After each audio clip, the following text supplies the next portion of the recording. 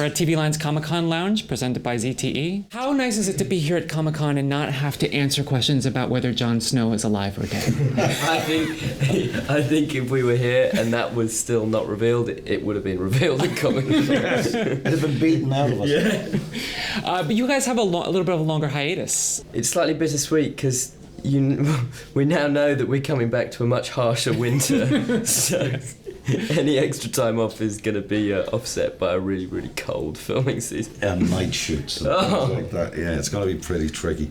Yeah. I think the fans are probably a little bit disappointed, but it's like Dave and Dan were saying yesterday, because the whole winter is here thing, and we need less daylight. So to do that, where we shoot in Northern Ireland, because it's kind of on the same latitude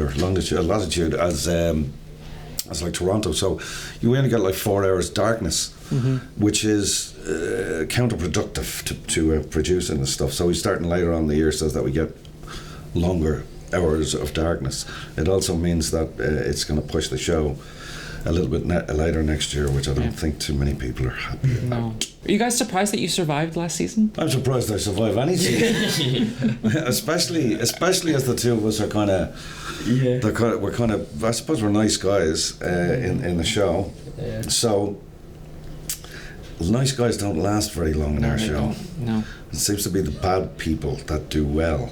So the fact that we're here, and there's only a few of us. I think John Bradley's character Samuel is a good guy. Yeah, I don't think we'll be around for much longer. I mean, even people look at Arya as a role model and say, hold on a minute, the woman's a serial killer. Yeah.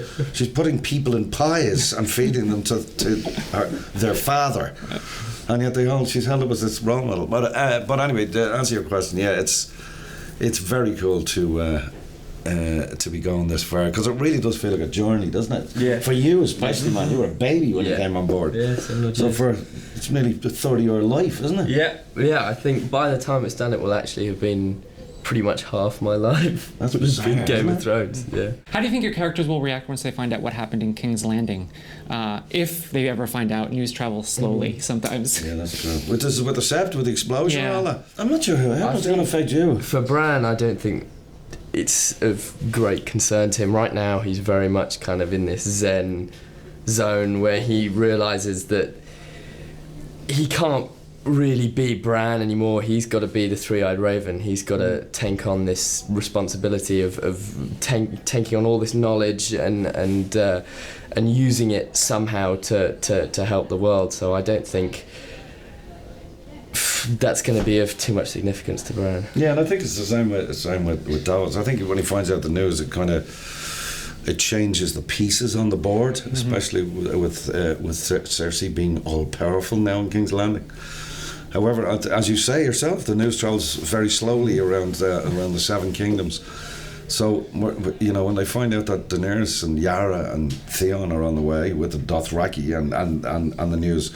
So they'll have to deal with that information as it comes, but it's going to be interesting to see what happens in Winterfell, especially with the threat of the White Walkers and quite close to our Jon Snow's and Sansa's castle. Davos said that if he ran into Melisandre again, he would kill her. Do you think he would actually go through with that? That's an interesting question. I've been kind of asking myself and wondering what the boys are going to come up with in George. It's sort of more of a comma on the story than a full stop, isn't it? I think because she has been banished, and I definitely don't think we've seen the last of the Red Witch. No. I'm really interested as much as you are in finding out where their paths will cross, or will somebody sort of become the middleman between the two of them, or whatever. Knowing this show, they could end up married with kids. It's just totally unpredictable, isn't it? I don't know. How long did it take you to wrap your head around the Hodor hold the door twist?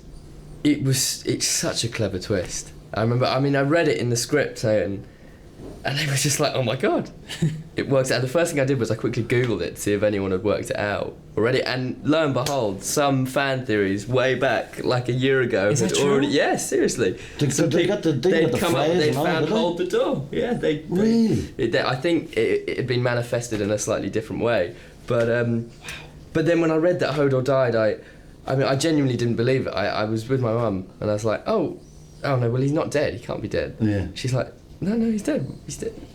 It just didn't compute. I couldn't believe it. But I felt the same when they did the Shireen thing. When I was reading it, Siobhan and going, they can't do that.